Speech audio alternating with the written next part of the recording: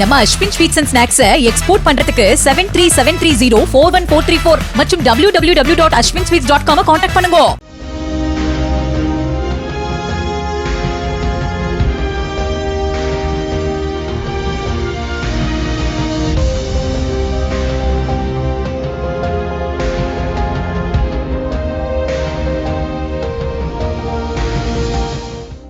Russia Ukraine போரை முடிவுக்கு கொண்டுவரும் அமெரிக்க அதிபர் டிரம்பின் முயற்சி முக்கிய கட்டத்தை எட்டியுள்ளது.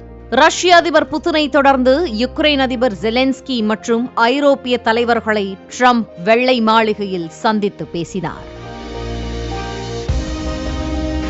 கடந்த 15ஆம் தேதியன்று அலாஸ்காவில் தனது விமானத்திலிருந்து இறங்கிய ரஷ்ய அதிபர் புதினுக்கு சிவப்பு கம்பள வரவேற்பு கொடுத்து டொனால்ட் டிரம்ப் நேரில் வரவேற்றார்.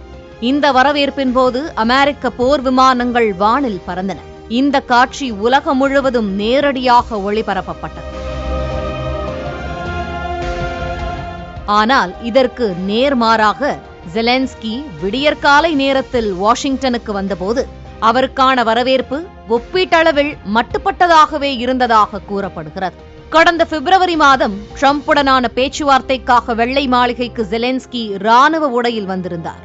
அப்போது பத்திரிகையாளர் ஒருவர், நீங்கள் ஏன் கோட் சூட் அணிந்து வரவில்லை, உங்களிடம் இல்லையா என கேலி செய்தார். இதற்கு பதிலளித்த ஜெலென்ஸ்கி, யுக்ரைன் மீதான தாக்குதல் முடியும் வரை நான் ஃபார்மல் கோட் சூட் அணிய போவதில்லை என்று கூறியிருந்தார். மேலும் பேச்சுவார்த்தையின் பாதியிலே ஜெலென்ஸ்கி வெள்ளை மாளிகையிலிருந்து வெளியேறினார். இந்த நிலையில் தற்போது நடைபெற்ற பேச்சுவார்த்தைக்காக வெள்ளை மாளிகைக்கு வந்த ஜெலென்ஸ்கி பிளேசர் மாடலில் காலர் வைத்த ஜாக்கெட் அணிந்திருந்தார். இதனை பார்த்த டிரம்ப், என்னால் நம்பவே முடியவில்லை, நான் ரசிக்கிறேன் என்று கூறினார். மேலும் கடந்த முறை கேலி செய்த அதே பத்திரிகையாளர் இந்த முறை ஜெலென்ஸ்கிக்கு பாராட்டு தெரிவித்ததோடு மன்னிப்பும் கேட்டுக்கொண்டார். President Zelensky, you look fabulous in that suit. I said the same. Yeah, you look good. I think. Yeah, looks good. I said the one that attacked you last time. See, now I remember that. Yeah, I apologize to you. You look wonderful. No, my first question for you, President Zelensky. In the same suit. You see, I changed. You are not. Maybe yours is much better. போரை முடிவுக்கு கொண்டுவர யுக்ரைனுக்கு பாதுகாப்பு உத்தரவாதம் அளிக்கப்பட வேண்டியது அவசியம் என்று பிரிட்டனும், அமைதியை உறுதிப்படுத்த கூட்டு ராணுவ வீரர்களை நிறுத்த வேண்டும் என்று பிரான்சும், உடனடி போர் நிறுத்தத்தை ஜெர்மனியும் வலியுறுத்தின. செய்தியாளர்களிடம் பேசிய டிரம்ப், யுக்ரைனில் விரைவில் அமைதி திரும்பும் என உறுதியளித்தார். போரை முடிவுக்கு கொண்டுவர புதினும் ஜெலென்ஸ்கியும் விரும்புவதாக தெரிவித்த டிரம்ப், இதுவரை 6 போர்களை நிறுத்தியுள்ளதாகவும் இந்த போரும் உடனடியாக முடிவுக்கு வரும் என்று நம்புவதாகவும் தெரிவித்தார். யுக்ரைனுக்கு பாதுகாப்பு உத்தரவாதம் அளிக்க நடவடிக்கை எடுக்கப்படும் என்றும், இது தொடர்பாக ரஷ்யா மற்றும் யுக்ரைனுடன் இணைந்து பணியாற்ற தயாராக இருப்பதாகவும் தெரிவித்தார். போரை முடிவுக்கு கொண்டுவர அமெரிக்கா மற்றும் ஐரோப்பிய நாடுகளின் உதவி தேவை என்று யுக்ரைன் அதிபர் ஜெலென்ஸ்கி வலியுறுத்தினார்.